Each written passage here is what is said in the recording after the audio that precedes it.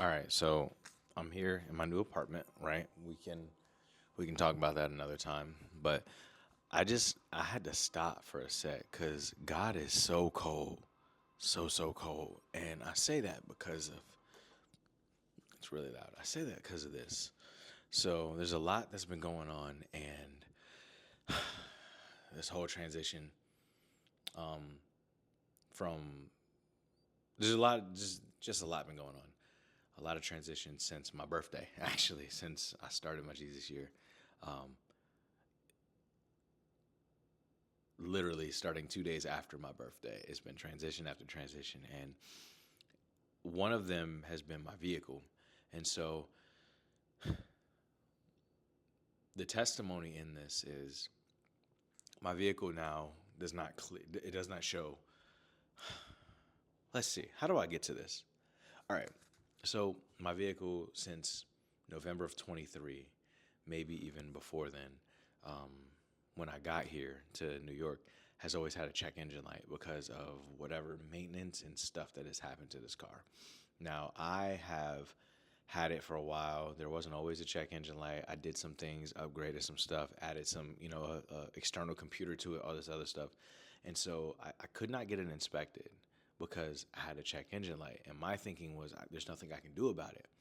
I went back and forth between whether or not I'm going to sell the car, whether I'm going to keep the car, whether I'm going to put more money into it, whether I'm going to put money into the performance aspects of it or the aesthetic aspects, right?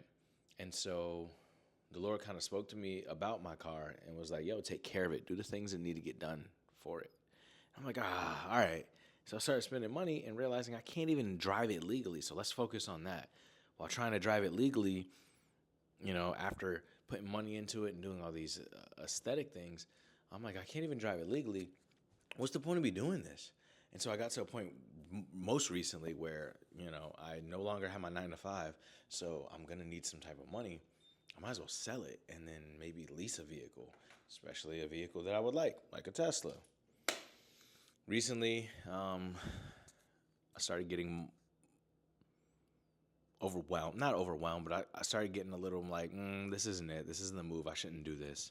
Let me actually put money into this car, put effort into this car. Really, really do what I can to make this car my own. So I took it to the shop.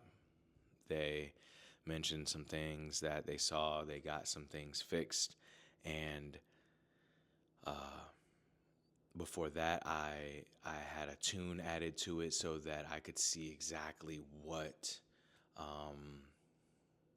was wrong with it, right? Like I did a bunch of different stuff, and I went back and forth between the tuner and the dealer and the tuner. Tuner can't give me a tune to fix the light until the dealer fixes whatever the issue is. Dealer won't fix whatever the issue is until the tuner gets the tune off so that we can really see what's actually wrong with the car rather than just kind of shooting in the dark. Both of them won't do anything until the other does something. I'm like, I don't know what to do, man. And so I'm thinking, let's upgrade it.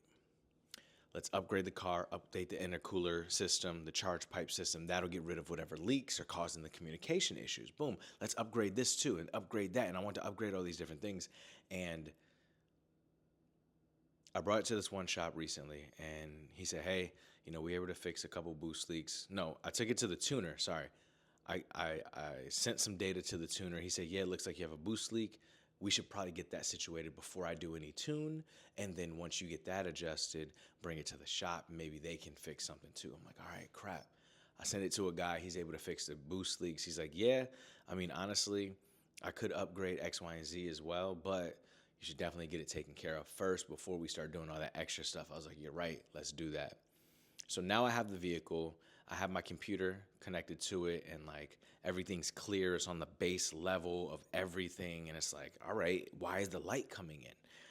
And I remembered somebody saying, yeah, you have to unmarry it. You have to unmarry it from the access port is what it's called. The little computer is called an access port. You have to unmarry the access port from the car. I was like, huh? What do you mean? I don't have like I don't have a tune on there. There's no map on there. I was like, no, no, no. You have to unmarry it because the computer, they're talking to each other. Even when it's not connected, it's still expecting to have that thing there. I'm like, okay, I didn't realize. Okay. And I remember that conversation, and I'm like, oh, I have to unmarry these two. So what happens is you change your car, you change the intake, the exhaust, the fuel type, the ratios, and you use this access port to be able to tell the ECU, the computer brain, hey, this is what's changed. It's going to look different, but it's okay. Here's what the new spec should look like. You're expecting what Ford gave you, but you're going to see these numbers instead. It's okay. It's not out of spec. That's what the access port basically does. You're going to see more or less values here and there. And so I'm thinking because I don't have a tune on there, mapped to it, uploaded to it, that it's running stock, but it's not because it's still married to the access port. So I took the access port, I paused before going somewhere today, and I cleared it. I said, uninstall, unmarry, whatever it's called. It took some time, and the lights were clear. I was like, wait, what? Okay, this has happened a bunch of times, though. Every time I flash a map to it or add a new map or bring it stock, like it always happens. Turn the car off, turn it back on. Still clear. No check engine light. I'm like, what the heck? So I start driving around. I go have dinner, get back in the car. It's still cleared. Turn the car off, back on again. It's still clear. I get home, I get back, like it's clear. I'm like, what? So I read the codes, and the codes still show a couple things that are on there. This one thing is physically missing from the car. Can't do nothing about it. This other thing is physically missing. I didn't do that, so I can't change that. And I'm like, what the heck? And then, lost communication with, the fuel pump, which was something that has been there before. So the tune is gone, so that means there's actually something wrong here, and I can hear it physically in the car. All that to say, it made me think like, oh shoot, I can get it inspected now. Like, if the lights are cleared right now, that means I can get it inspected technically. If I can't get it inspected because the codes are still there, I at least can go to the dealer and say, hey, here's what needs to get done, because they're looking at the real computer. Jesus, I was so attached to things. I was so attached to the aesthetic, the performance, the next step, stage 1, stage 2 of what my car could do and what I saw it to do, that I wanted to add these extra upgrades and these other things to the car when really I needed to unmarry from the thing that was going to give me those things. I needed to go back to stock.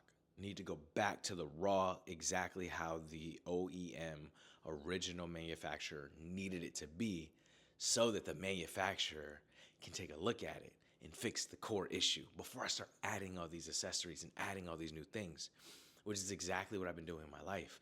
Even in this apartment, I hate to admit it, I got so excited about being here that I wanted this look. I finally got my own place. I finally got a space that's mine, that I can do all these things again like I used to, this included. And I had an aesthetic that I had in my mind that I wanted. I'm gonna get the TV, I'm gonna get this, and I'm gonna get that, and I'm gonna get all these things to fill this space. I don't even have a bed right now. Like, you about to buy a TV and a stand and like a sound bar? No, bro, you ain't got a bed right now. The bed you had to get rid of. And just because you've been sleeping on a couch for the last year and a half doesn't mean you continue to do it. Oh, I've been doing it. Let me get the TV no, bro, what? Reaching for all these things and all this stuff and all this notoriety or all this status. I want all these things, or I want this level. But you can't build all that on a poor foundation. You have to strip everything down to a state that the manufacturer, the one who created it, can look at it and say, I recognize that. I know what the issue is. When all these other things are on there, they can't look and say this is what the problem is, because that's not what left here. There's a bunch of other things on there that I don't know about. That has nothing to do with me, don't have my stamp on it. So I can't talk to that. I can't speak to that and address that and put my hand on that and say, yeah, this is what that is. And that ain't me. I need all that crap to come off.